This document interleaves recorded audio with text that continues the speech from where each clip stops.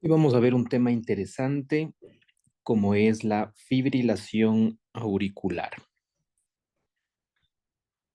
Procedo a compartir pantalla.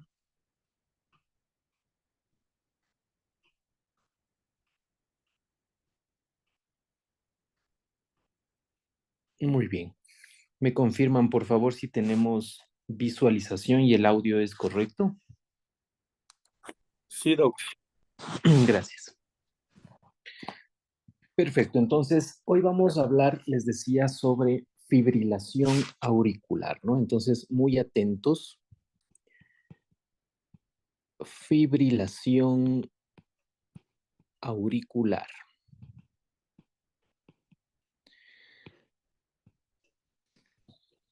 Vamos a centrarnos en los puntos más críticos y más prácticos posibles para resumir al máximo este tema, ¿no? Primero, cuando ustedes reconocen que, bueno, ya hemos de tener una clase, les decía, sobre electrocardiograma básico y sí, avanzado también podríamos tener, si el tiempo nos alcanza, donde vamos a poder reconocer principalmente algunas de las arritmias más frecuentes. Algo que es necesario que conozcan es la clasificación. Hablar de o reconocer el tipo de fibrilación auricular es clave para las decisiones que se requieren tomar en el tratamiento de estos pacientes. Entonces vamos a centrarnos en un punto que es importante y es la clasificación. Algunas guías actuales han establecido que, y bueno, en el 2014 salió en la revista Circulation justamente esta clasificación que les voy a mencionar y la clasifican en paroxística,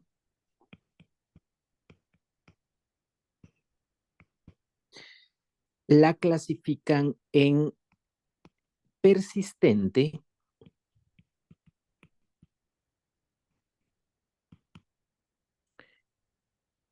la clasifican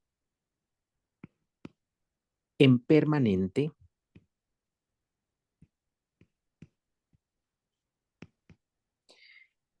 y también en persistente de larga evolución. Persistente de larga evolución.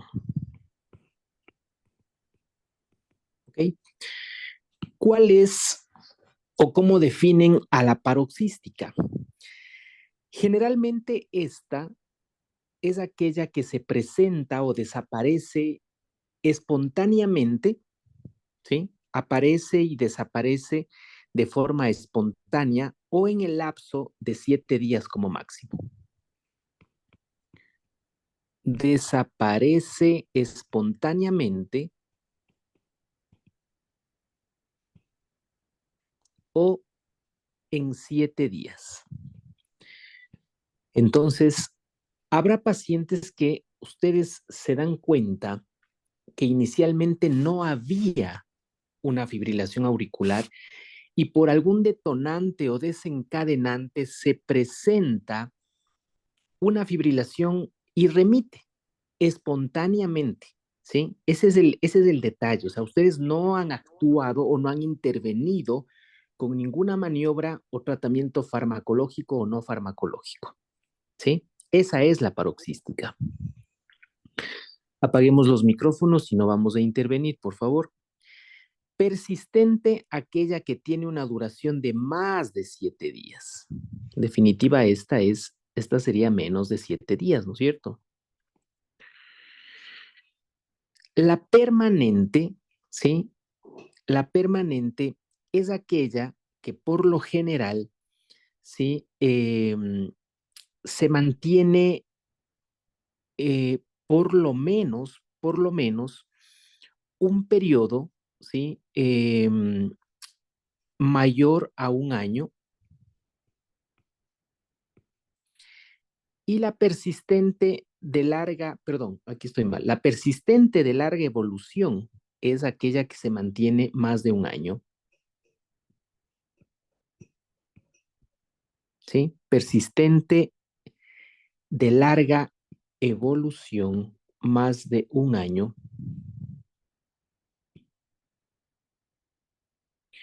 Y en la permanente es aquella que se va a mantener en el contexto de una persistente, ¿sí? En un periodo de 7 días a 12, de 7 días a 12 meses. O sea, un año, ¿de acuerdo? Así está establecido en este contexto eh, la clasificación en base a esta, este artículo que les mencionaba, que ya les voy a pasar, en el 2014. ¿Sí? También pueden o encontrar en algún punto el nombre de una fibrilación auricular de tipo valvular o no valvular. ¿Sí? En alguna literatura pueden también encontrar esto, ¿no? Valvular y no valvular.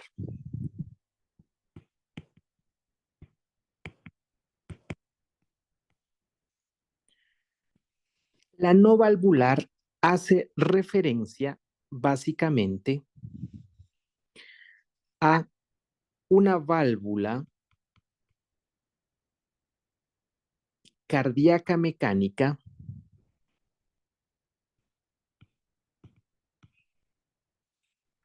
o una estenosis mitral moderada a grave.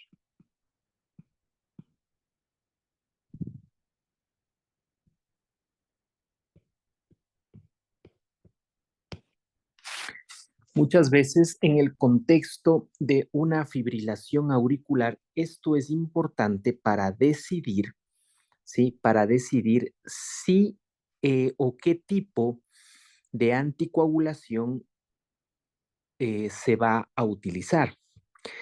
En el manejo, en el tratamiento, ¿sí? Es necesario diferenciar esto porque cuando hay una etiología o cuando hay un componente valvular, ¿sí? Cuando hay un componente valvular, el anticoagulante de elección es la warfarina, doctores, ¿sí? En una valvular. Denme un segundo nada más, que tengo una llamada.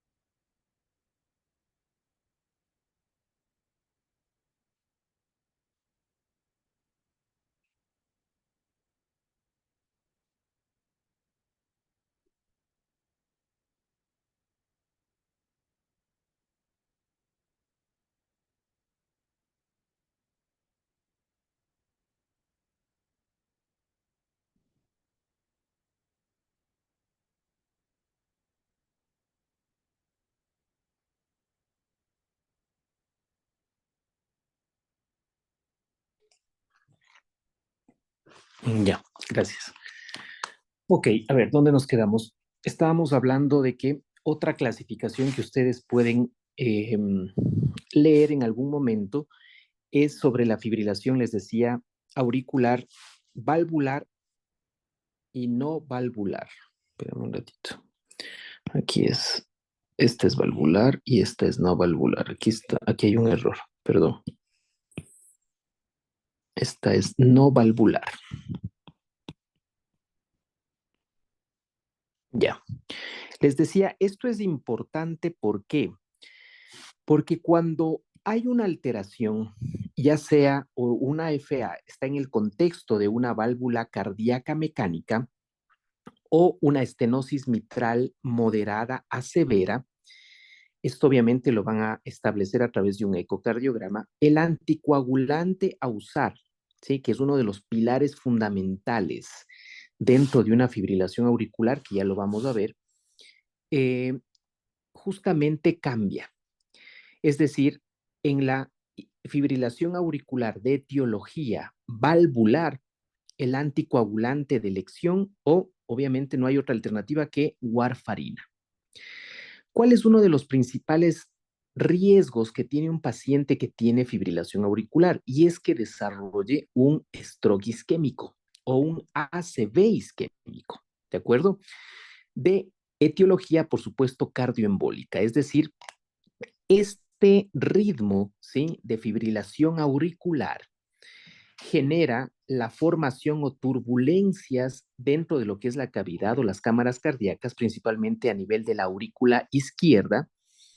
Y en cualquier momento, si ese paciente no está anticoagulado, ese trombo se desprende, se generan émbolos que salen por el ventrículo izquierdo y salen a la circulación sistémica y obviamente uno de los órganos que puede afectarse en este punto es el cerebro. Y eso se traduce en un ACV isquémico de etiología cardioembólica. Ese riesgo, doctores, es el que ustedes tienen que reducir. Reducir. Quizás no lo puedan bajar a cero, porque siempre habrá un riesgo, por más anticoagulado que esté el paciente, pero sí reducir, obviamente, al máximo este riesgo. Y imagínense ustedes si a un paciente con fibrilación auricular de etiología perdón, de tipo valvular, no le dan warfarina y deciden darle los otros anticoagulantes, dabigatran, apixaban, rivaroxaban. Los estudios no han demostrado eficacia para reducir el riesgo de stroke en estos pacientes con FA valvular. ¿Sí? Entonces, imagínate, ¿ya? No así en la FA no valvular, donde ahí sí te pueden, obviamente, beneficiar estos anticoagulantes. ¿Cuál es la no valvular? Obviamente la que no corresponde a una válvula cardíaca mecánica o una estenosis mitral moderada a grave, ¿sí? Es decir, el otro grupo de pacientes. ¿Estamos? Hasta aquí, ¿alguna duda o alguna pregunta que tengan sobre esta clasificación? Buenas noches, Doc. Yo tengo una pregunta. Claro. En la primera clasificación habla de persistente y permanente, pero la Ujú. persistente no tiene punto de corte y se como que se confunde en algo o tiene tal vez alguna otra característica en que la puedes diferenciar de persistente y Sí, permanente. sí. En la permanente, por lo general, más que el tiempo de evolución lo define, bueno, a esta le denominaban crónica, ¿sí? Le denominaban crónica. Les digo esto porque hay algunos términos que ya no se deben utilizar, ¿ok? Esto por un lado. Y segundo, que esta permanente ya no está sujeta a reversión. No sujeta a reversión, específicamente a cardioversión. Es decir, ese paciente que ya estructuralmente ese corazón está tan deformado, tan dañado estructuralmente que ya no es tributario o candidato a una reversión de ritmo en este caso. ¿sí? Con estos parámetros, tú reconoces, y de hecho, más que el tiempo de evolución, ¿sí? Lo define Jocelyn Eres, ¿no es cierto?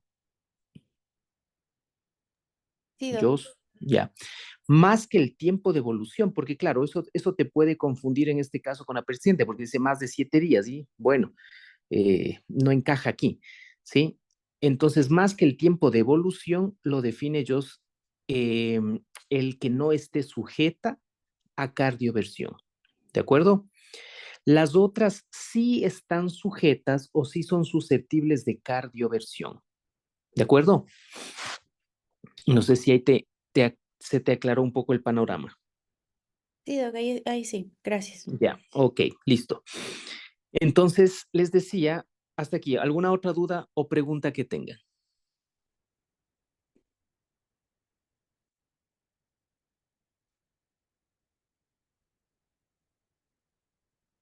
Ya, bien, entonces, esto como clasificación, déjenme ver, tengo unos datos, sobre todo de unos términos que ya no deben ser usados. Déjame ver, por aquí debo tener esto. Es un asunto más de forma que de fondo, pero es bueno que ustedes conozcan qué términos están in y cuáles están out.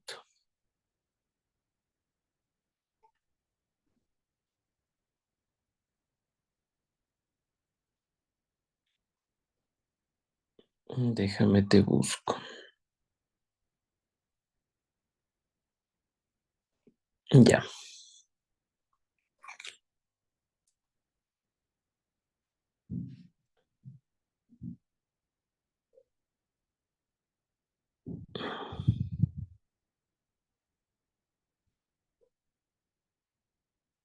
miren. Entonces, aquí tienen en esta imagen, podemos ver, dice, patrones de filtración, bueno, patrones de clasificación de la fibrilación auricular y terminología que no se debe emplear. ¿Ok?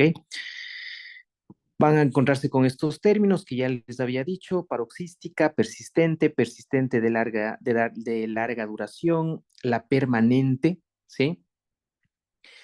Y acá, terminología que no se debe emplear: FA aislada, esto de valvular o no valvular, ¿sí? Esto ya es un poquito viejo, y una FA crónica. Si bien es cierto, esto no, este término de valvular y no valvular, ¿sí? No se debería o no se debe ya clasificar así, pero es importante a la hora, ¿sí? A la hora de instaurar el tratamiento adecuado, ¿sí? Sobre todo en aquellos pacientes, insisto, que tienen válvulas cardíacas mecánicas y una estenosis mitral moderada severa, ¿sí? Y es una pregunta de examen: ¿cuándo o qué casos a qué se le denomina una fibrilación auricular valvular? ¿Sí? Eso tienen que conocer ustedes. A pacientes con válvulas mecánicas y a pacientes con estenosis o que tengan estenosis mitral moderada a severa. Sí, ese dato es importante. Bien, con respecto a la clasificación de los pacientes, miren, los pacientes con fibrilación auricular tienen una clasificación o tienen una escala para la evaluación de su clase funcional, que les voy a poner acá.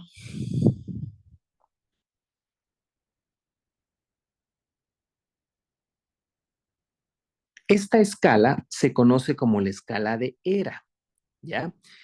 Y me permite establecer, cuando ustedes hacen el diagnóstico de fibrilación auricular, primero que tienen que establecer algunas escalas pronósticas, como por ejemplo el CHAS-2-VA, ¿sí? Y también el Haslet.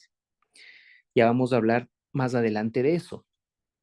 Y, claro, establecer y decir: a ver, esta es una fibrilación auricular, el tipo de fibrilación, ¿no es cierto? Paroxística o persistente, ¿ya? Escala ERA 1 o 2A o 2B, lo que sea, dependiendo la clase funcional, ¿sí? Si se genera síntomas como disnea, como fatiga, los mismos que se establecía en el NIJA, ustedes recordarán insuficiencia cardíaca, ¿no? Pero ahora en el contexto de tener una fibrilación auricular. Ya, entonces, cuando ustedes diagnostiquen una fibrilación auricular, deben poner varios nombres. Fibrilación auricular, establecer cuál de estos, ¿sí?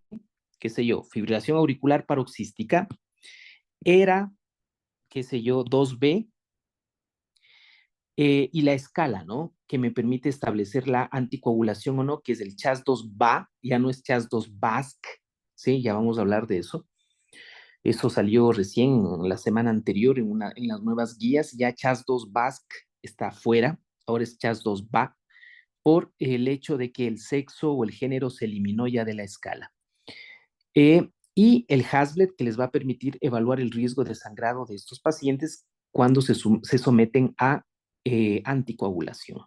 ¿De acuerdo? Entonces, ojo con esas nomenclaturas que debemos conocer. ¿De acuerdo? ¿Alguna duda hasta aquí?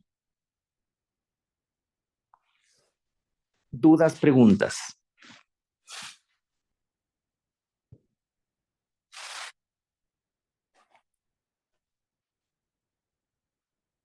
No, bien. Ok, sigamos. Ahora, ¿cuáles son las causas? ¿Cuáles son las causas de una fibrilación auricular?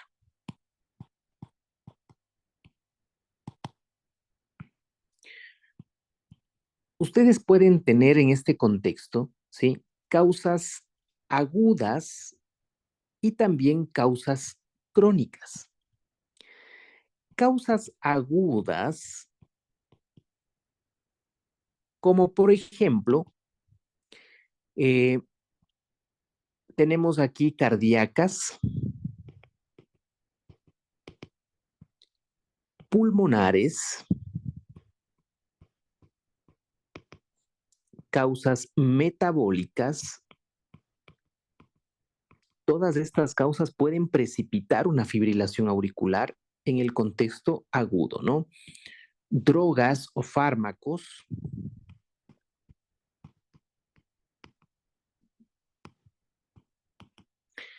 causas neurogénicas,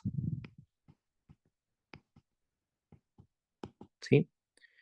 Dentro de las causas cardíacas, ustedes pueden tener una insuficiencia cardíaca, una miopericarditis o una miocarditis,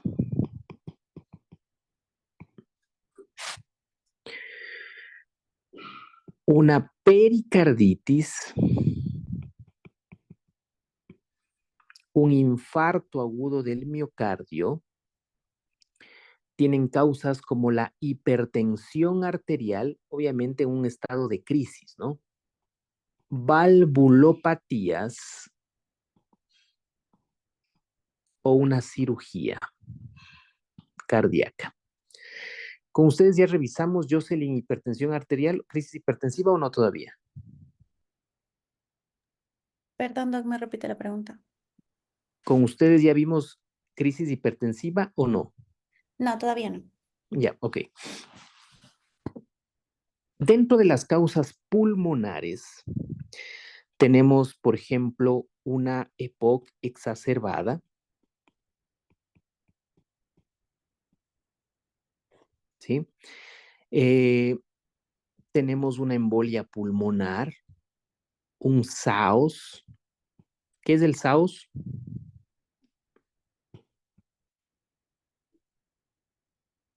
¿Qué es el SAOS, Michelle? ¿Estás ahí? Síndrome de apnea obstructiva del sueño. Ok, muy bien. Dentro de las causas pulmonares, ¿no?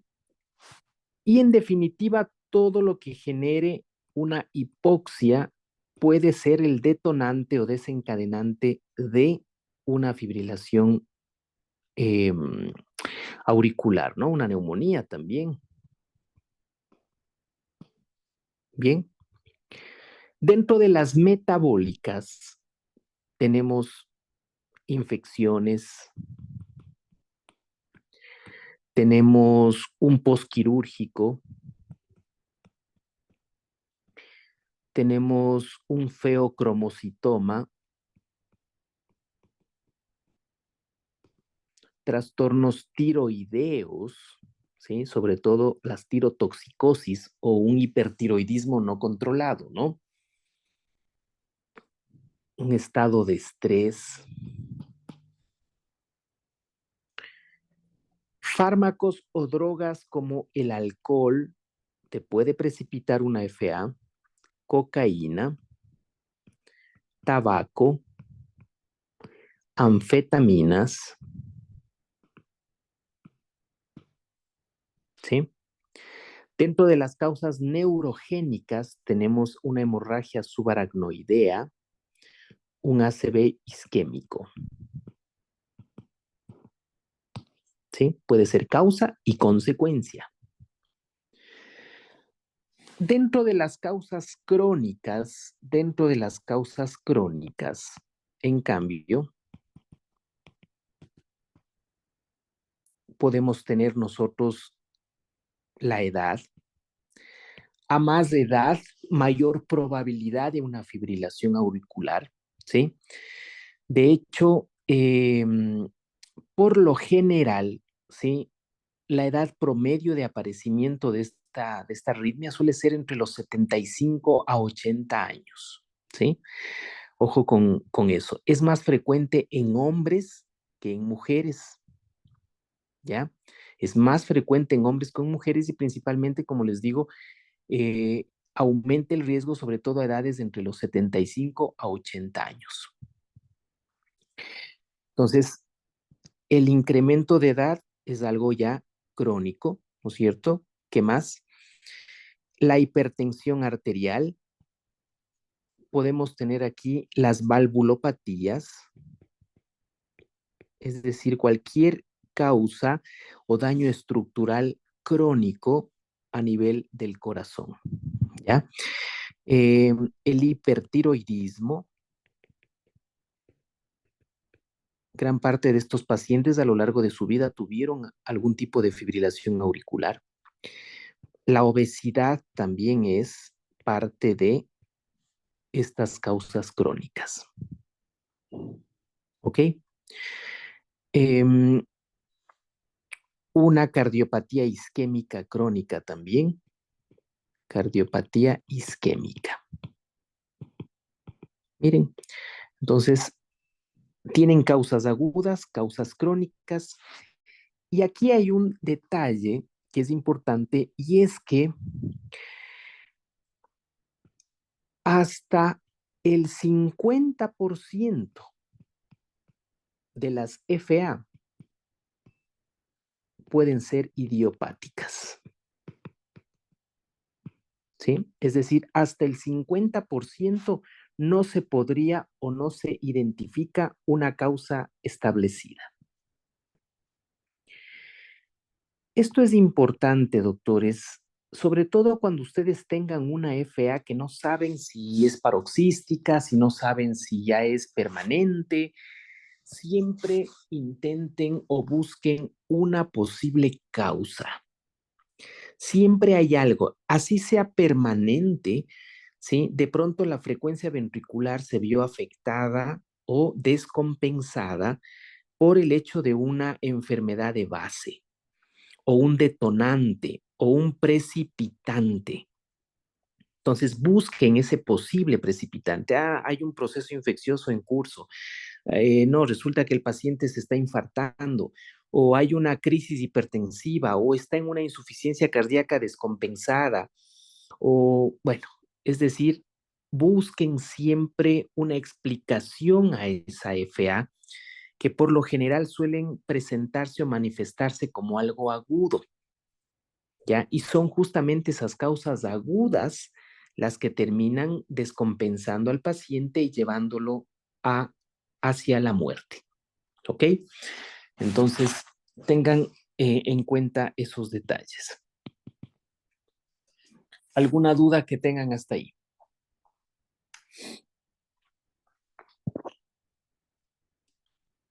Bien, ¿cómo tiene ahora que ser la evaluación de estos pacientes? Vamos al abordaje de estos pacientes.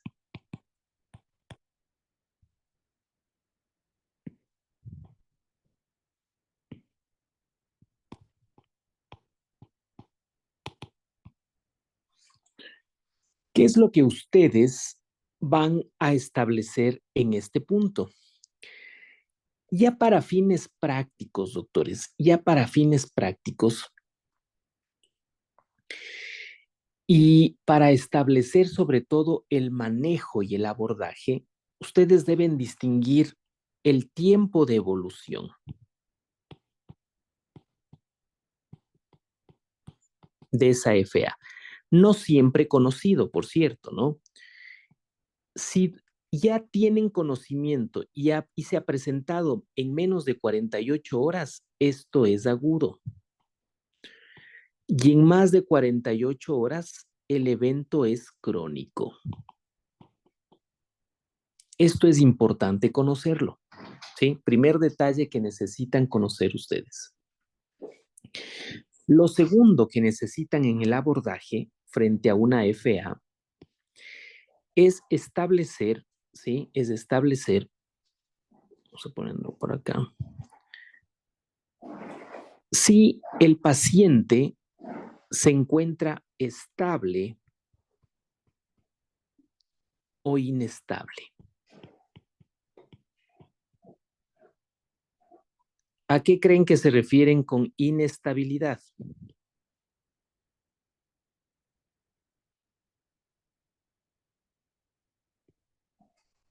¿Qué dices, Javier?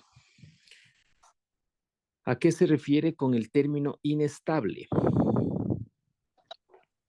En todas las constantes vitales, frecuencia cardíaca, respiratoria. Específicamente, ¿qué te puede afectar una fibrilación auricular?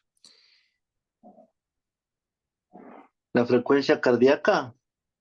Bueno, pero en términos de hemodinamia es una de las principales afectaciones, ¿no? Es decir, cuando hablamos de una FA estable o inestable, se refiere a si ese paciente está hipotenso o no está hipotenso, o hay compromiso de su hemodinamia o no hay compromiso. ¿Estamos? Entonces, eso es importantísimo conocer, ¿ya? Obviamente que la frecuencia cardíaca en el paciente que está inestable, lógico, vamos a tener una frecuencia ventricular elevada, por supuesto, pero el término estable o inestable va a depender de la presión arterial. En el inestable tenemos un paciente hipotenso y una FA en el contexto de inestabilidad hemodinámica, doctores, esto automáticamente es cardioversión eléctrica. Cardioversión eléctrica. ¿Sí? Urgente. Verán, Entonces, en esta parte, una pregunta. ya, Si un espérate, paciente, déjame terminar la idea un ratito. Ya, entonces, en este punto, ¿sí? Que ustedes tienen un paciente que está hipotenso, ya, en el contexto, o inestable hemodinámicamente, en el contexto de una FA con frecuencia ventricular elevada, ¿sí?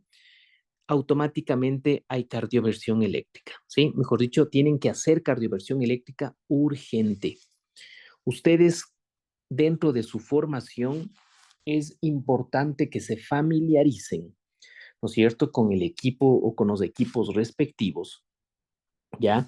En este caso con el desfibrilador y obviamente establecer, cada aparato tiene sus características y sobre todo saber si vamos a tener o vamos a realizar eh, desfibrilación o una cardioversión, ¿no es cierto?, eléctrica, en este caso controlada, ¿ya? Porque si tú no haces o no conoces esto y desfibrilas a este paciente y no le haces una cardioversión controlada, obviamente eso puede precipitar esta FA, termina haciéndose una taquicardia ventricular y el paciente finalmente puede entrar en una parada cardíaca, ¿sí? Entonces tienes que ir viendo allá, aquí le pongo para cardioversión eléctrica y cuando hay el saber en qué punto está o cómo llegas a la parte de cardioversión eléctrica en la máquina, implicará que la descarga lo vas a dar justamente cuando coincida con el R en el monitor, ¿de acuerdo? Ahí el aparato solito hará la descarga respectiva y se generará obviamente esta reversión a ritmo sinusal de ser el caso. Ahora sí, cuéntame, ¿cuál era la pregunta? Creo que va a explicar ahorita, Doc. ¿Podremos tener un paciente, digamos, de mediana edad con alcoholismo y, por ejemplo, el paciente puede entrar normal con su electrocardiograma y en el transquirúrgico, durante el transquirúrgico, ir presentando taquicardia eh, como digamos, con presiones arteriales normales? En este caso sí podría ser como un caso como el de hoy, o sea, un paciente con alcoholismo y empezó a hacer taquicardias. Al principio para mí eran taquicardias sinusales, Doc, pero creo que al final podría estar enmarcado dentro de una fibrilación. Bueno, obviamente el alcohol es un precipitante para que un paciente haga una fibrilación auricular, ¿no? Pero obviamente este manejo que te estoy mencionando está en el contexto ya de establecer el diagnóstico de certeza de una taquicardia supraventricular, ¿de acuerdo? En este caso, una taquicardia supraventricular y específicamente con ritmo irregular, como lo es la fibrilación auricular, ¿sí? Entonces, ojo con esto. ¿Cuántos de ustedes quiero que me digan han realizado una cardioversión eléctrica? Quienes hayan realizado, no visto, realizado. Jos, ¿has hecho alguna cardioversión eléctrica? No, Doc. Ujú. ¿Quién? ¿Alguien? Vamos, sin miedo, cuéntenos. ¿Cómo fue esa experiencia?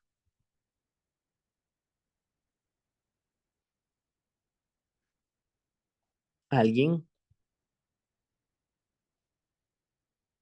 Nadie. Nadie ha hecho una cardioversión eléctrica.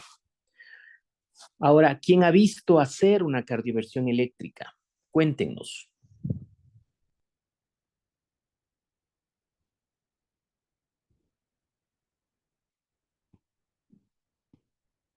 Tampoco han visto nadie. Doc, el paciente primero se hace una sedación para poder hacer la cardioversión. Ya, ¿tú hiciste o viste hacer? Sí, hice una vez, Doc. La Ya, sedación se hizo con midazolam y esperamos, por ejemplo, el tiempo de acción del midazolam y hicimos la cardioversión. ya. ¿Con cuánto le hicieron la cardioversión? ¿Cuánto aplicaste de joules? Era el peso, es el peso por 4, me parece que era, de 4 a 6 joules. No me acuerdo con exactitud, Doc, ya fue hace más de un año. Ya, bueno. A ver, entonces aquí, doctores, es mandatorio, ¿sí? Esto es mandatorio. Ustedes deben hacer una cardioversión eléctrica. Busquen la manera de hacer. Cuando se presente, hablen con sus colegas de emergencia. Oye, cuando tengas una cardioversión o un paciente con una FA inestable, llámame, ¿sí? Primera tarea de ustedes, ¿sí? Y quiero que esto lo hagan y me traigan para la clase. No, mañana no vamos a tener clase, sino el miércoles, ¿sí? Me van a traer todos ustedes la máquina que están o que están utilizando ustedes, le toman una foto, ¿sí? O un video en el cual ustedes me están explicando o están explicando cómo es o cómo yo pongo o programo en la máquina la opción de cardioversión, ¿sí? Todos verán para el día miércoles un video de segundos, eso es rapidito, están en quirófano. A ver, doctor, ¿cuál es la máquina? Ya, esto, ¿sabe que tengo que hacer un video rápido de cómo le programo el equipo para cardioversión? Ah, ya, le mueves. Algunos solamente es cuestión de coger y mover por ahí una perilla que suele haber y listo, no es más, ¿de acuerdo? Pero quiero que ustedes se familiaricen con esa máquina. No es lo mismo cardiovertir que desfibrilar, ¿ya? Ojo con eso. En este punto estamos hablando de cardioversión eléctrica. ¿Cuál es la diferencia entre cardiovertir y desfibrilar? Jocelyn,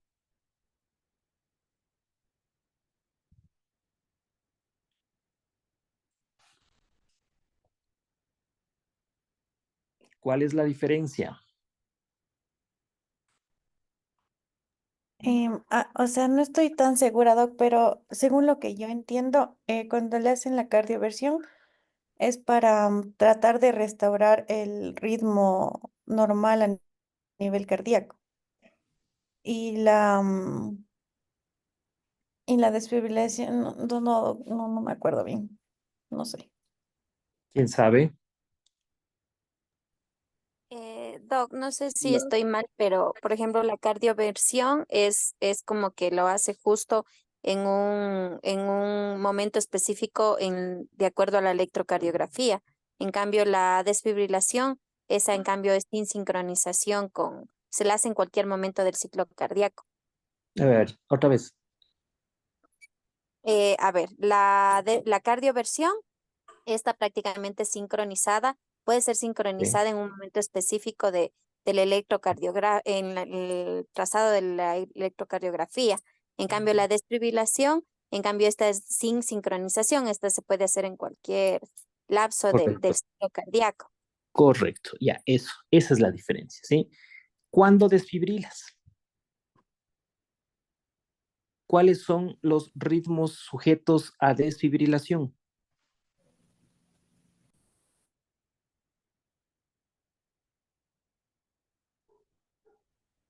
¿Mm? Los desfibrilantes son la fibrilación ventricular, la taquicardia ventricular sin pulso y la que también tiene pulso pero es inestable.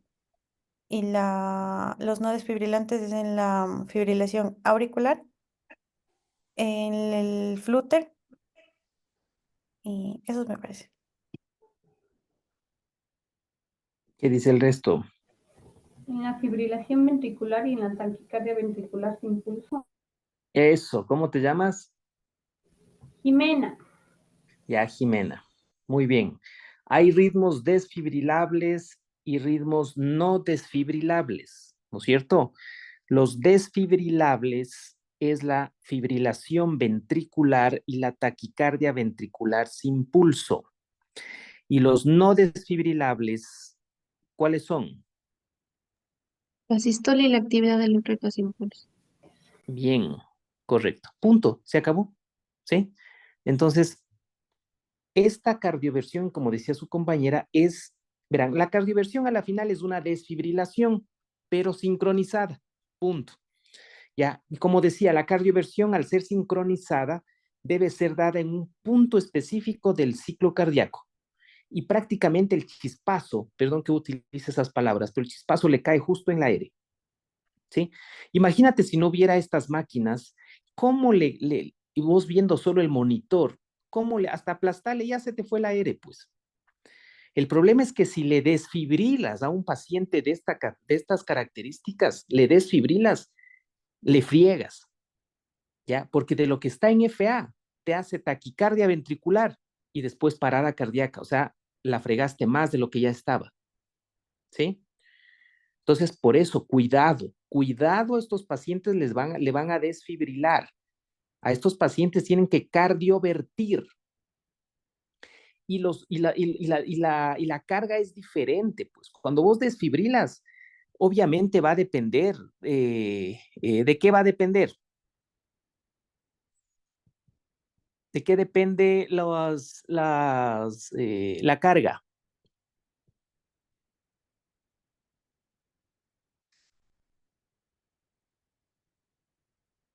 ¿Mm? En la desfibrilación me refiero, ¿no?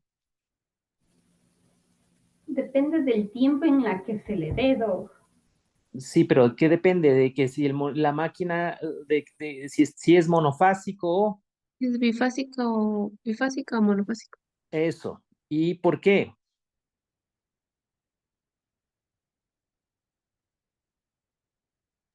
Por las, por las Por cargas, los Doc, joules que porque, tiene cada Eso. uno. porque ¿Cuánto le das en monofásico y cuánto le das en bifásico?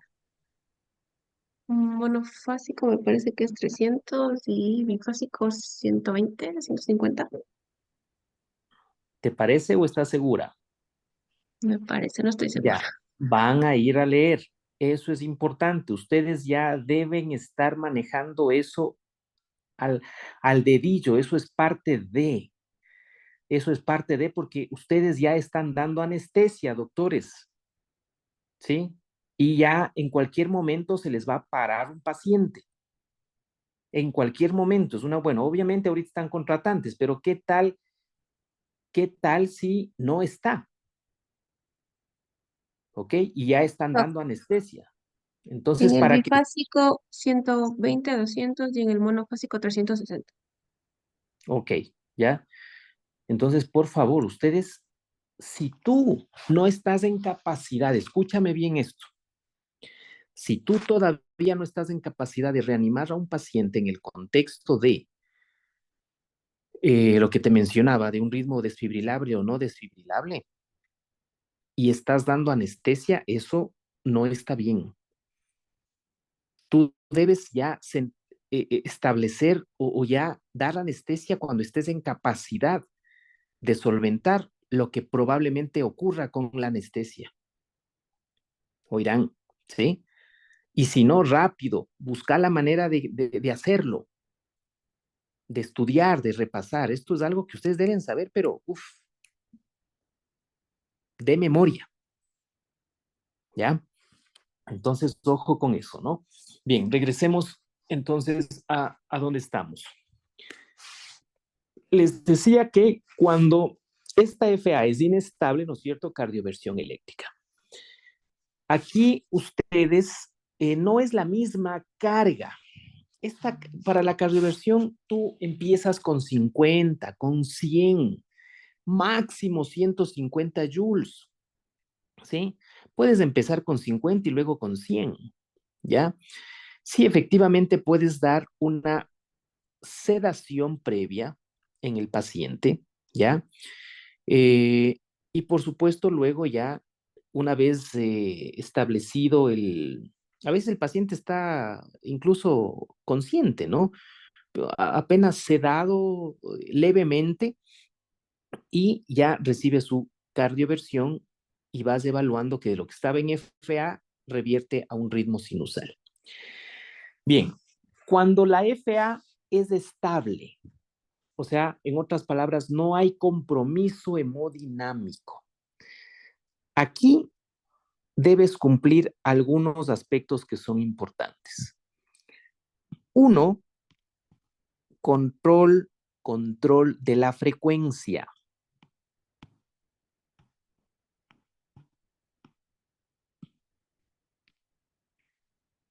Dos, anticoagulación.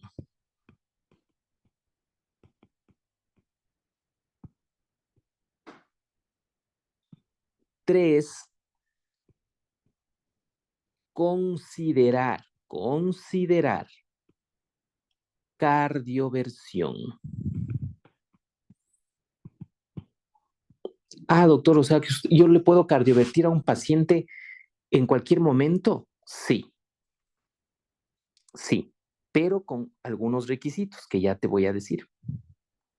¿Ya? Entonces, ojo con eso, ¿no?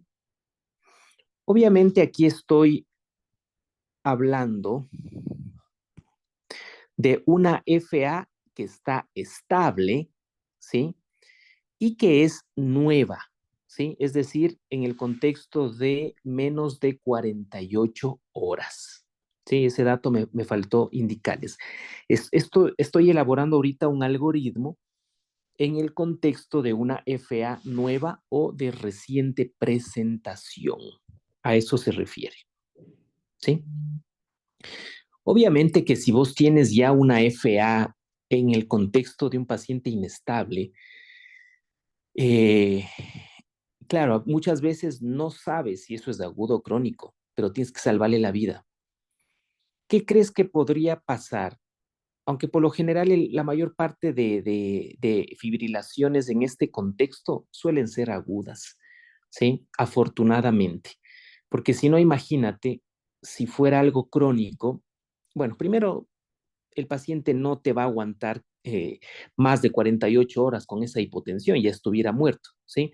Así es que por lo general, cuando hay compromiso de la estabilidad hemodinámica, suelen ser agudas. Por eso cardiovierte con total seguridad que no, vas por lo menos a despreocuparte el hecho de que un trombo o un émbolo se desprenda hacia el cerebro, porque eso es uno de los principales problemas, ¿no?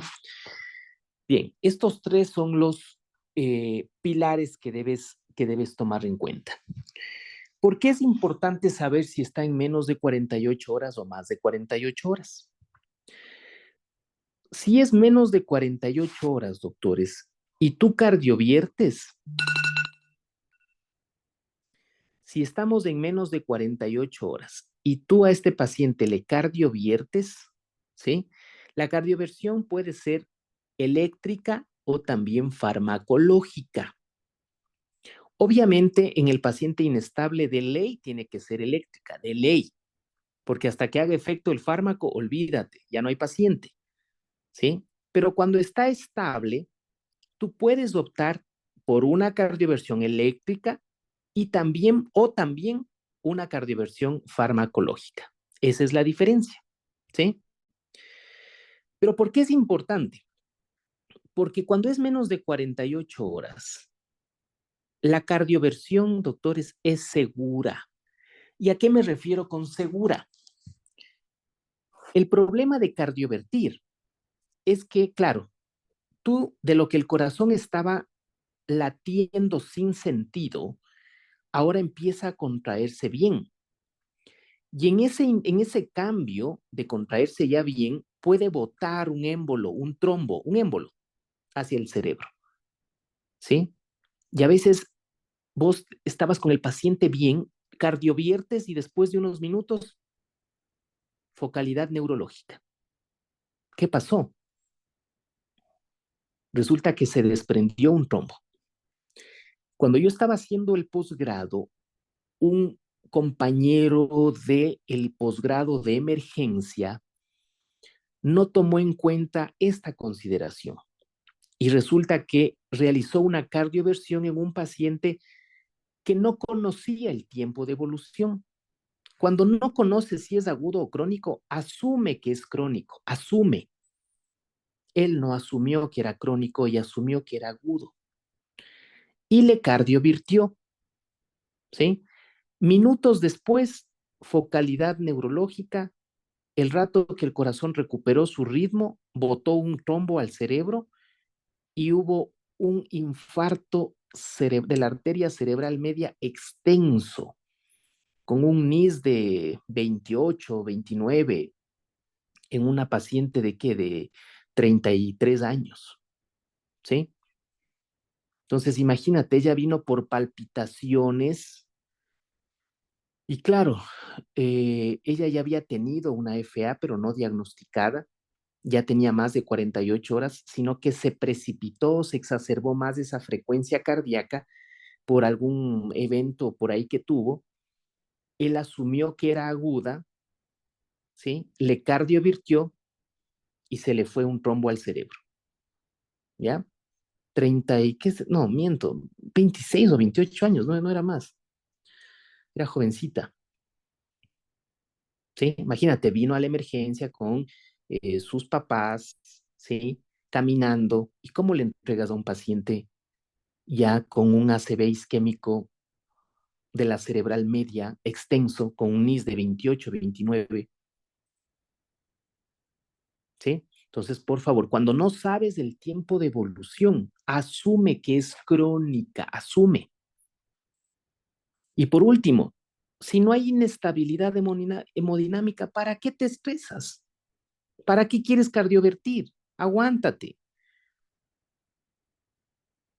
Pero no, a veces caemos en esa desesperación. No, solamente si fuera inestable, ahí sí, coge y cardiovierte, porque si no lo hace, se muere el paciente, pues. Pero si está estable y no conoces el tiempo de evolución, ¿para qué te vas a la cardioversión? Aguántate. Preocúpate primero, por eso te pongo en tercer lugar. Preocúpate en la frecuencia, anticoagúlale y después evalúa si puedes o no puedes hacer una cardioversión. Si estás 100% seguro que es agudo, entonces le cardioviertes de una vez.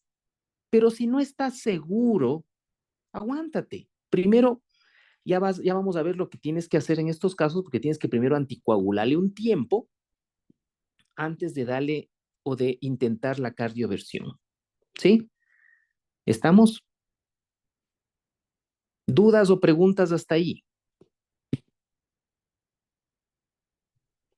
Solo si el paciente... Una pregunta, ¿llega una paciente Sí, embarazada, se puede cardiovertir? claro, obvio, sí, no hay problema. Al menos si es una paciente en el contexto de una FA inestable, insisto, ¿sí? A menos que tengas inestabilidad en esa paciente producto de esa FA, el tratamiento aquí es cardioversión eléctrica urgente, ¿sí? Si no, se muere la paciente. Otra anécdota, paciente con FA inestable, hipotensa, ¿qué creen que le estaban haciendo? Porque estaba hipotensa. Dándole anticoagulantes. No, no, mira. ¿Qué crees? Vos tienes un paciente X, te dice la enfermera, Dog, está 80-40, 60-40 la presión. ¿Qué es lo primero que se te viene a la cabeza? O lo que clásicamente saben hacer. Hidratarle. Le ponen líquidos. Imagínate, ¿sí? Pásele un bolito, 300, 500, 1000 adentro. No sube doctor, no sube la presión. ¿Cómo va a subir? Pues está en FA. Caso que te va a subir con líquidos. ¿Qué tienes que hacer? Cardiovertir. El tratamiento para una FA inestable que está el paciente chocado, porque te hace un choque cardiogénico, pues hay un shock. Ese es un choque cardiogénico. Y le estaban pasando líquidos. Doc, una Ah, pregunta. ujú, Si bien dice que, bueno, en la fibrilación auricular inestable de ley hay que dar cardioversión, en ujú. este caso se valoraría riesgo-beneficio, ¿no? Independientemente que sea crónico, porque menciona que hay el riesgo de un trombo, pero independientemente de eso, igual hay que cardiovertir. Sí, mija. Aquí, verás, por eso te decía, afortunadamente, el paciente con FA inestable, eso es agudo, ¿sí? Eso es agudo, porque imagínate que esté inestable más de 48 horas, ¿sí me cachas? O sea, no va a vivir un paciente así. Ya. Entonces, por lo general, FA inestable, eso es agudo, ¿sí? Porque si no Ya. estaríamos Una diciendo pregunta, doc. que viene inestable ya más de 48. No, eso no existe, ¿sí? Y cuando eso pase, porque a veces te puede pasar, cuando eso pase, ¿vos crees que se debe esa hipotensión a su FA? O sea, si es crónico, ya se buscaría también alguna otra causa. Correcto. Eso es por otra cosa, ¿ya? Por lo Ya, Doc. general, porque aquí deben ustedes ser muy suspicaces, porque ¿qué tal si el paciente resulta que está chocado, que está en hipotensión por una sepsis, ¿sí? O está en choque séptico, ¿ya? Entonces, debes reunir los elementos necesarios como para decir, ah, no, sí, este paciente está chocado, está con un choque cardiogénico por la FA y no por otra causa de choque, ¿sí? Aunque bueno, ve, por último, ¿sabes qué ha pasado? ¿O qué me ha pasado a mí a veces? ¿Sí? El cuadro no está claro, ese paciente cardiovierto, o mejor dicho, considero que hay una FA inestable, le pasas, le cardiovierte, le haces 3 intentos, ¿sí? Una con 50, otra con 100, otra con 150, ¿ya? El paciente no cardiovierte, piensa en otra causa ya, ¿sí? Pero ya te digo, para llegar a eso realmente debe haber una duda, pero muy obvia, ¿sí? Por lo general tú ya puedes reunir elementos y dices, no, pues esto no tiene relación con su FA. Aquí hay un paciente en un choque séptico, está febril, está un PCR elevado, una proca, o sea, tienes elementos, debes reunir elementos necesarios. ¿Alguien me iba a preguntar algo más?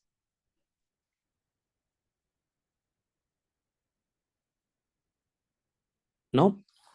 Ya.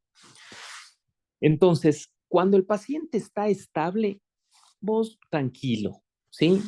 No hay apuro de cardiovertir aquí. Céntrate primero en controlar la frecuencia. Ese paciente puede estar, y por lo general suele estar con la frecuencia ventricular elevada. ¿Qué vas a dar? ¿Qué vas a dar para control de la frecuencia? O un beta bloqueador, ¿no es cierto? O un calcio antagonista, ¿sí? No dihidropiridínico. Un calcio antagonista no dihidropiridínico. ¿Cuáles son los no dihidropiridínicos?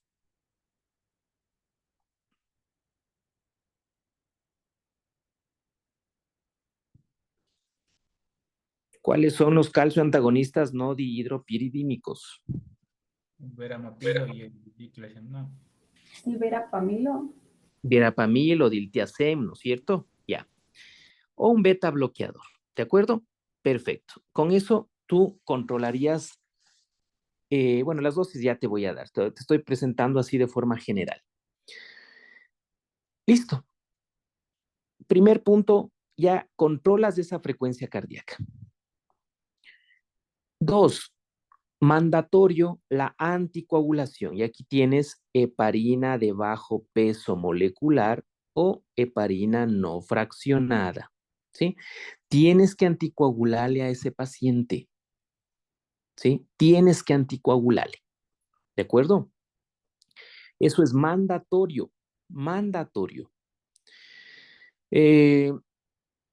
Perfecto.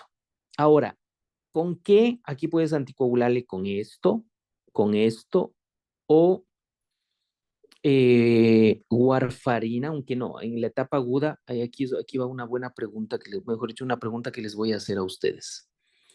Si bien es cierto, hospitalariamente ya inicias con esto, ¿cómo haces la transición o cómo estableces ya después si ese paciente se va a ir con warfarina o los nuevos anticoagulantes orales directos? ¿Qué dices? ¿Cómo yo hago o cómo paso, o mejor dicho, cómo es la transición o cómo es la anticoagulación con warfarina? ¿Cómo lo hago? A ver, doctor, ustedes ya están 6 meses, creo, en el posgrado. ¿O cuánto tiempo van? Ya deben haber visto cómo se hace una anticoagulación. ¿Cómo anticoagulo con warfarina?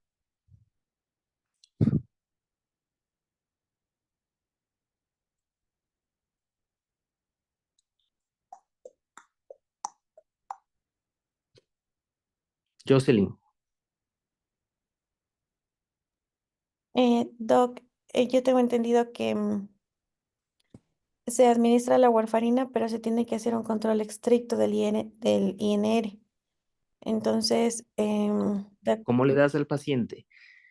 ¿Cómo le mm, anticoagulas? O sea, viene un paciente, supongamos este es un paciente que tiene una FA, ¿sí? Y que tiene una FA. y resulta que tienes warfarina y no tienes nada más que warfarina y las heparinas en el hospital. Y Entonces, claro, ¿cómo lo haces? ¿Cómo lo haces? Quiero que anticoagules a ese paciente. ¿Cómo lo haces? la dosis para anticoagular de warfarina es de 2 a 5 miligramos al día. Entonces, se le empieza la dosis al paciente, puedes empezar con la dosis más baja, pero le tienes que hacer un control del INR hasta llegar a un INR terapéutico que sería entre 2 a 3. Entonces, una vez que tú llegas a ese INR, con esa dosis le mantienes. Pero, por ejemplo, si tú le iniciaste con 2 y el INR del paciente está por debajo de 2, obviamente vas a tener que aumentar la dosis y luego volver a hacer un control de INR para ver si es que ya está dentro del rango terapéutico y te quedas con esa dosis.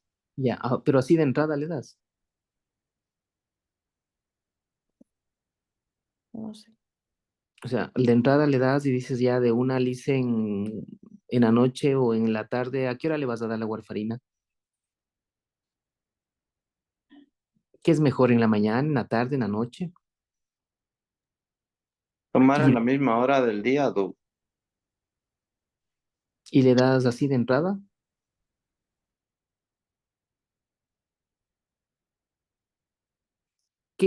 ¿Cuál es el mecanismo de acción de la warfarina?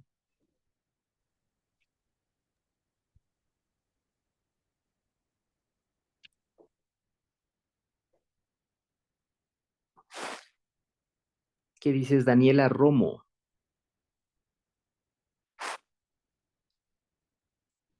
¿Qué hace la warfarina? Mecanismo de acción de la warfarina.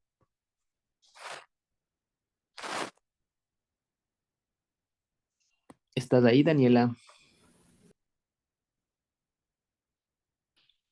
Daniela, dime aunque sea, no sé. ¿Estás ahí, Daniela? Daniela a la una, Daniela a las dos. Aquí estoy, Doc, aquí estoy. Eso. ¿Vos eres interna o eres posgradista? Posgradista, Doc. Ah, ya, pero no bravita. A ver, cuéntame. ¿Cuál es el mecanismo de acción de la warfarina? Produce una anticoagulación por la inhibición del epóxido reductasa de la vitamina K, Doc. Es un antagonista de la vitamina K. Ajá. ¿Y qué onda con eso? ¿Por qué tiene que ver la vitamina K con la coagulación?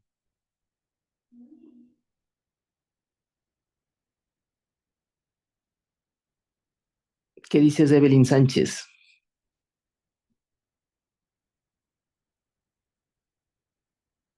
Ya nos ha dicho la compañera que la warfarina es un antagonista de la vitamina K. Y bueno, ¿y qué tiene que ver la vitamina K con la coagulación? Doc, ahí están los factores de coagulación que son K dependientes. ¿Cuáles son, Jimena?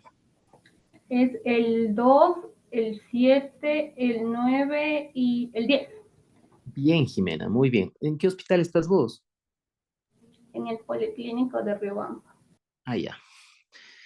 Pero ahí no te están enseñando. ¿Tú estás estudiando por tu cuenta o sí? ¿O sí te están enseñando allá? ¿Sí?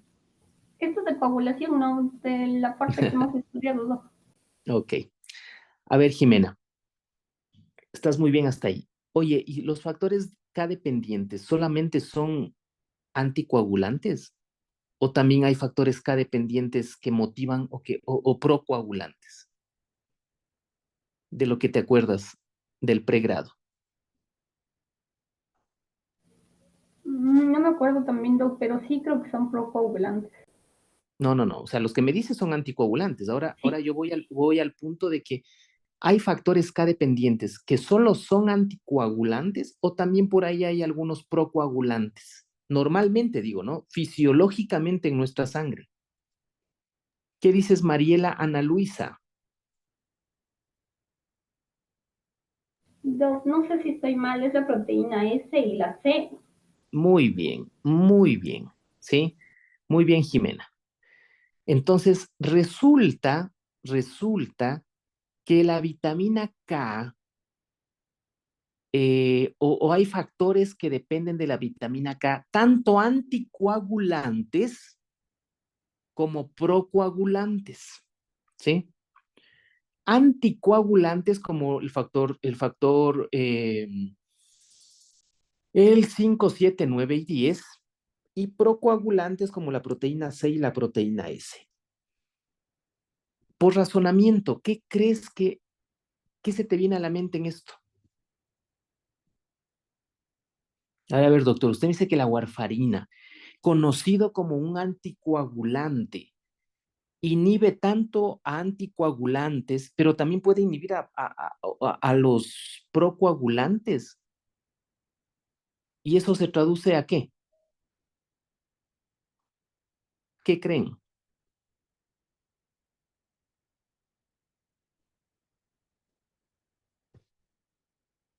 A ver, la vitamina K, la warfarina es anticoagulante, se inhibe a los factores K dependientes y por eso ejerce su efecto anticoagulante, está inhibiendo a factores de la coagulación, es decir, si los inhibe ya no se producen estos factores y por ende el paciente sangra.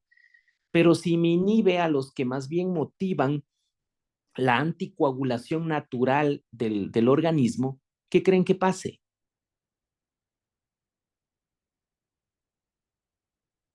Michelle,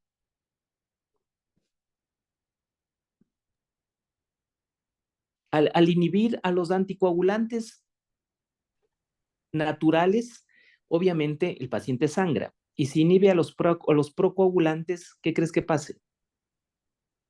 No puede ser como que ejerce como un control, o sea, como que se vuelve selectivo y prácticamente, o sea, actúa inhibiendo solamente también a los otros, pero va a ser mayoritariamente a los K dependientes. No, no, Entonces, ojo que ambos son K-dependientes, Michelle. A ver, escúchame algo. La warfarina inhibe a los factores de la coagulación K-dependientes. La warfarina no es selectiva y los K-dependientes son tanto anticoagulantes naturales como procoagulantes naturales. Si me cachas de esa idea, ¿no es cierto?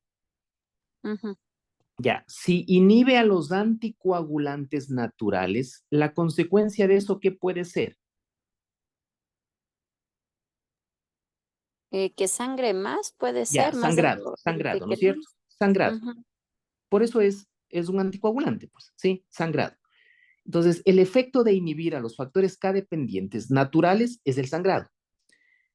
Y el efecto de inhibir a los procoagulantes, como la proteína C y la proteína S, ¿cuál es la consecuencia? Puede producirse trombos. Correcto, Jimena, correcto. Sí. A ver, doctor, usted está loco, o sea, usted ya creo que esta hora ya no piensa, doctor. Usted me está diciendo que la warfarina es anticoagulante y a la vez puede formar trombos. Sí, doctores, entérense, sí. ¿Y cuánto tiempo o en cuánto tiempo puede pasar esto? En las primeras 48 a 72 horas. Así es que no, si ustedes dan directo de entrada la warfarina, así como le quería dar a Jocelyn, ese paciente en lugar de anticoagularse al inicio va a formar trombos. Por eso, escúchenme bien, hasta que la warfarina actúe o gane su poder anticoagulante, que es a partir de las 72 horas, ustedes tienen que apoyar la anticoagulación con otros anticoagulantes, en este caso con las heparinas. ¿No se han dado cuenta que a veces les ponen, en los primeros días les ponen la warfarina y también las heparinas juntas? ¿Sí han visto eso? Díganme que sí, por favor. Alguien. Sí, Doc, pero una pregunta. Yo he visto, no sé Ujú. si está bien, la verdad, pero he visto que también, por ejemplo, empiezan, si bien es cierto, con las heparinas, pero, por ejemplo, antes de empezar con la warfarina, unas 48 horas antes, suspenden las heparinas de bajo peso molecular y empiezan la warfarina. No, no, mi Es amor, otra no. manera también Eso que he visto. no, Ujú. está mal, ¿sí? No, no se anticoagula así, ¿ok? La warfarina comienza a actuar en su poder anticoagulante en las primeras 48 a 72 horas, ¿sí? A veces hasta más.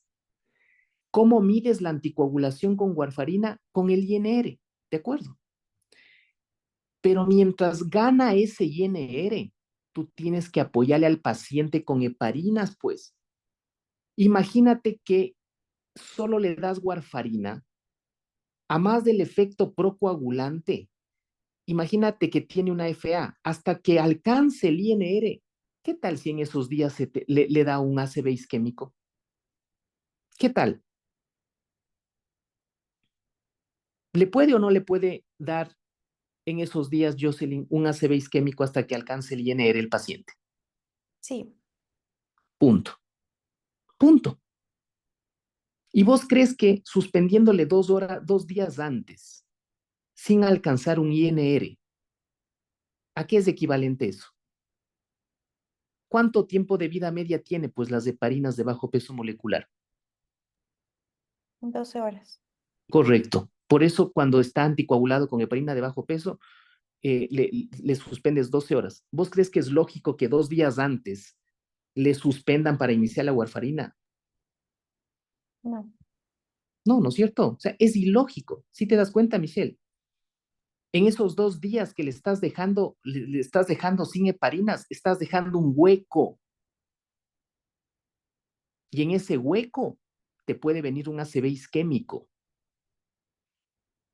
O bueno, las otras complicaciones producto de no anticoagularle al paciente, dependiendo en el contexto en el que estés usando la warfarina, ¿no? Y en Sí, sí, este caso, Doc, las heparinas, como menciona, se puede utilizar, o sea, en conjunto, ¿no? A veces menciona que a veces se utilizan en conjunto con la warfarina, pero ahí dependería cuándo suspendo ya ya, a eso totalmente voy. las heparinas, de acuerdo al INR. Exacto, correcto. Cuando tu paciente, cuando vos ya, primero le haces un INR antes, ¿no es cierto? Al inicio, para saber con cuánto inicio. A las 72 horas vos ya sabes que va a empezar a actuar la warfarina. Y ahí le haces un nuevo control de INR. Todavía no está en el rango terapéutico entre 2 y 3, porque para decir que el paciente con warfarina está anticoagulado, debe estar entre 2 y 3. Aunque esto depende también si la prótesis valvular o el tipo de prótesis valvular, porque a veces se extienden hasta 3.5, pero bueno, son casos excepcionales. Con que tengas en la cabeza la idea de que el INR debe estar entre 2 y 3, basta. A las 72 horas le haces un control de INR. Está en 1.6. Todavía no está anticoagulado. Seguimos con las heparinas. Cuando ya tengas un INR entre 2 y 3, licenciada, basta de heparinas, me quedo solo con la warfarina. ¿Sí? Eso te puede pasar entre el tercero, cuarto, quinto día. ¿Estamos, Michelle? Ya, Doc. Y otra pregunta. Yo Ujú. alguna vez vi, por ejemplo, un paciente que si bien es cierto, eso lo manejan a nivel hospitalario cuando empieza a anticoagular, pero por ejemplo ya se va con su anticoagulante y posterior hacen controles ya de manera ambulatoria. Pero ahí ¿Se va con su, nuevamente se va, el se va con su anticoagulante a dónde? O sea, de dónde a dónde? O sea, ¿cómo se fue con su anticoagulante? ¿Con la warfarina, me dices? No, no, ahí entiendo que saben mandar el Rivanoxaban, si no estoy mal. Ya, esos son con otros, Espérate, Ya, espérate esos anticoagulantes. ya, Doc. Estoy hablando de la anticoagulación con warfarina.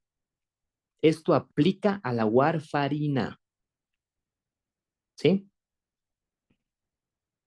¿Ok?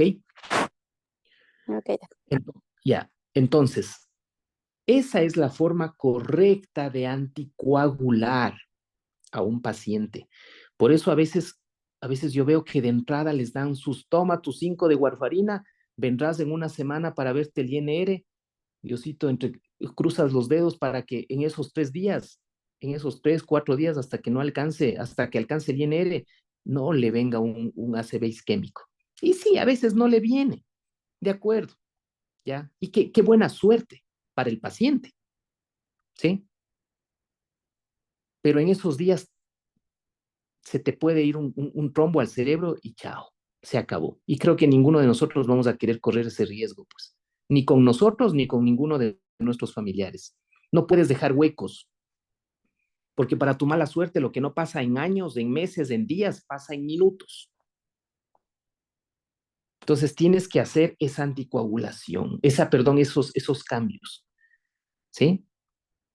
Por eso es lo contrario a eso. le conocen como terapia puente, ¿sí? Es decir, ya no vas de heparinas a warfarina, sino vas ahora de warfarina a heparinas, ¿sí? Pero la idea es no dejarle sin el anticoagulante al paciente, porque puede haber un hueco donde ahí se da el ACV isquémico. ¿De acuerdo? Listo, doctores, ahí nos quedamos. ¿Sí? ¿Alguna duda final?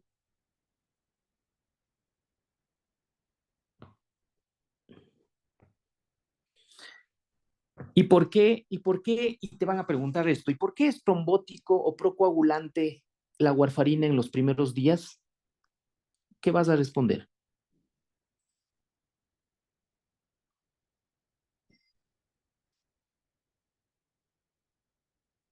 Hola. ¿Por qué la warfarina en los primeros días es procoagulante en lugar de ser anticoagulante? Porque actúan las proteínas de C y C. Que vienen las proteínas C y S. Correcto, porque también inhibe, ¿sí? O son parte de los factores K dependientes, ¿sí? La proteína C y la proteína S que son o que actúan como anticoagulantes naturales de la sangre, ¿sí? Por eso, ¿de acuerdo? ¿Dudas finales?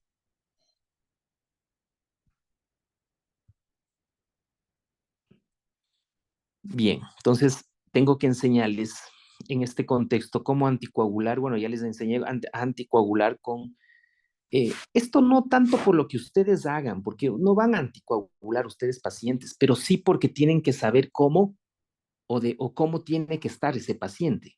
Y esto a ustedes es clave, es muy importante para ustedes, ¿sí? Tengo que enseñarles a anticoagular con heparina de bajo peso, con heparina no fraccionada. Bueno, con la warfarina ya les enseñé. Con los otros anticoagulantes directos no hay mayor ciencia ahí, solamente tienes que, bueno, sí hay algunos aspectos importantes que tengo que enseñarles sobre estos fármacos, ¿de acuerdo? Bien, doctores, nos quedamos ahí. Nos vemos de aquí el miércoles, ¿sí? El miércoles a las 8. Las clases, no sé si ya les avisó Jos, van a quedar los días lunes y los días martes, ¿sí? Solo por mañana que voy a estar en una actividad fuera de la ciudad, no me va a ser posible conectarme a las 8, pero en compensación de mañana vamos a tener clases del día miércoles, ¿de acuerdo? Y ahí Doc, continuamos con la segunda parte. Ujú. Doc, el día miércoles no podemos tener clases porque ya tenemos designadas nuestras horas de neumología, entonces se nos chocaría. Mm, ¿Es ¿Qué posible que días lo tienen hagamos el neuro? jueves? Bueno, entonces quedaríamos el jueves, ¿sí? Ya, ok. Ya, normalmente, bueno, obviamente serán casos particulares que hagamos estos cambios, ¿no? Pero obviamente ya no, ya acordaríamos con ustedes, ¿sí? Bien, nos quedamos ahí. Que tengan todos ustedes una buena noche. Gracias, Doc. Gracias, Doc. Gracias. Gracias, Doc.